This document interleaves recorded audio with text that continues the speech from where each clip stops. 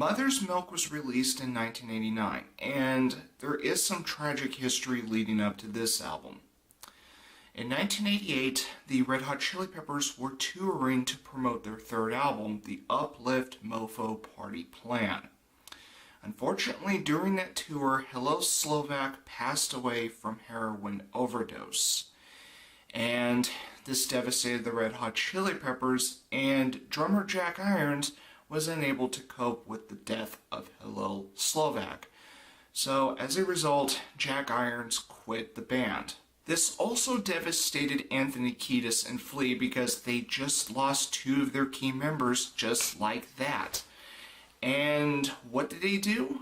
Well, since they still made more albums after Uplift Mofo Party Plan, I think it's easy to tell that they didn't give up, and they were determined to persevere.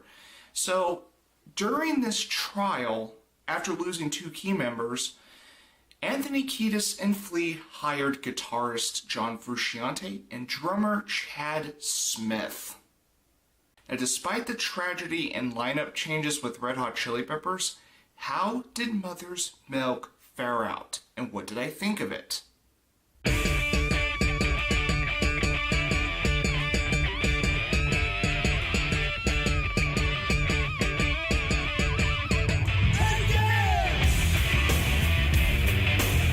When I was hearing the first 5 or 10 seconds of this track, I was actually starting to dig the track already, and I like it. I should mention that this track does contain excerpts from songs like Boning in the Boneyard by Fishbone, Try by Thelonious Monster, and White Girl by X.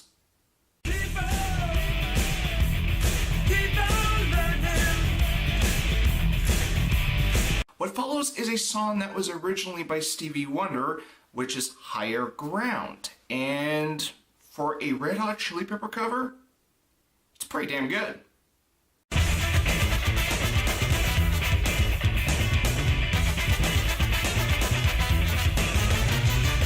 Subway to Venus is a track that I find to be groovy with a badass finish.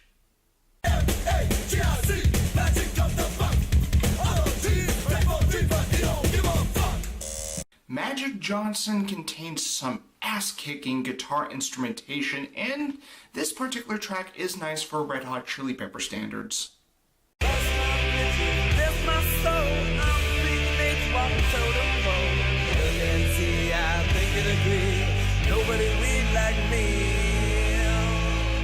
That isn't the only track in this album that has badass guitar instrumentation. So does the track Nobody Weird Like Me.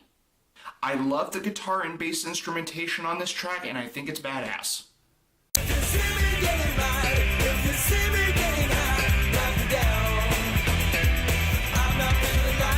After 2 tracks of badass instrumentation with both guitar and bass comes Knock Me Down, which I find to be a catchy track.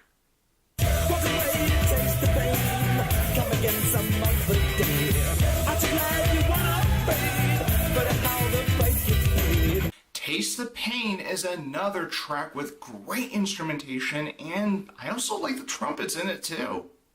I should mention that one of the songwriters for Taste the Pain was D.H. Peligro, who was a drummer for the Red Hot Chili Peppers, but his time with the band was short-lived because of drug and alcohol problems, so consequentially he was fired from the band. Drugs are bad, okay? Which explains why Chad Smith is the drummer for Red Hot Chili Peppers.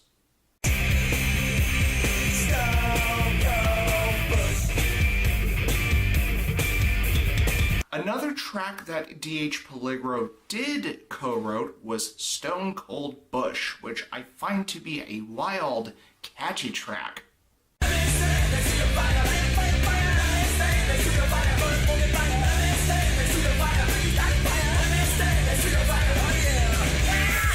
What follows is another Red Hot Chili Peppers cover, Fire, which is from one of the greatest guitarists of all time, Jimi Hendrix.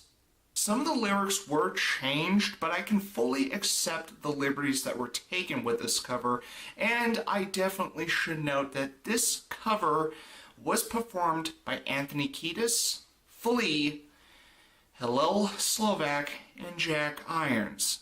And I think this was a very nice touch for this album. Also, this was a great cover, by the way.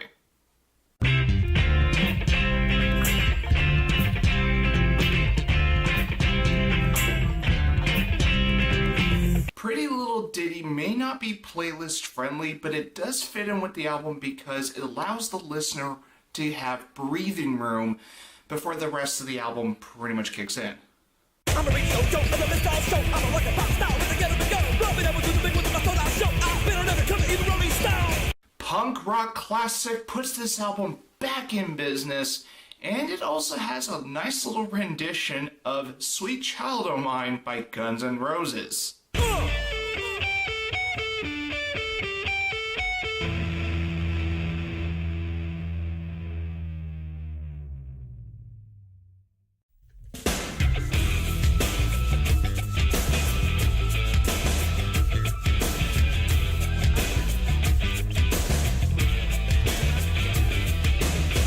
Sexy Mexican Maid is another track that was co-written by D.H. Pellegro, and it's a competent penultimate track. That's pretty much all I gotta say about it.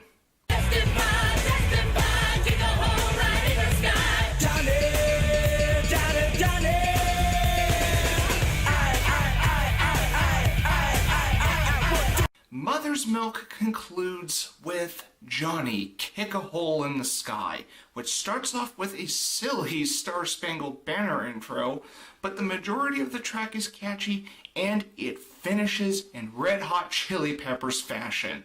It's a pretty good ending. Mother's Milk is available on CD, digital retail, and vinyl. It is also available to stream on Spotify. Overall, Mother's Milk as a Red Hot Chili Peppers album is a miracle. Even though this band lost 2 key members in between the releases of the Uplift Mofo Party Plan and Mother's Milk, they did not give up, they persevered, and they made a great album as a result. This album has a lot more personality. I don't mean to diss the first 3 albums by Red Hot Chili Peppers, but it was kind of hit and miss. This album finally shows what Red Hot Chili Peppers are capable of, and this was their breakthrough album. I love the guitar and bass instrumentation. I like how the Red Hot Chili Peppers still sound funky, and the drumming is excellent here. If there is a Red Hot Chili Peppers album that is worth sucking on until the bottle is dry, it is this one, because Mother's Milk gets an A+. If you like this review, feel free to hit the like button, and if you want to follow my channel, please feel free to hit the subscribe button. And if you want to request any bands or music artists that you would like me to review in the future, please leave the request down in the comments section down below. And as always, you're welcome to leave me a comment if you feel so inclined. And thanks for watching, and I will see you in the next review.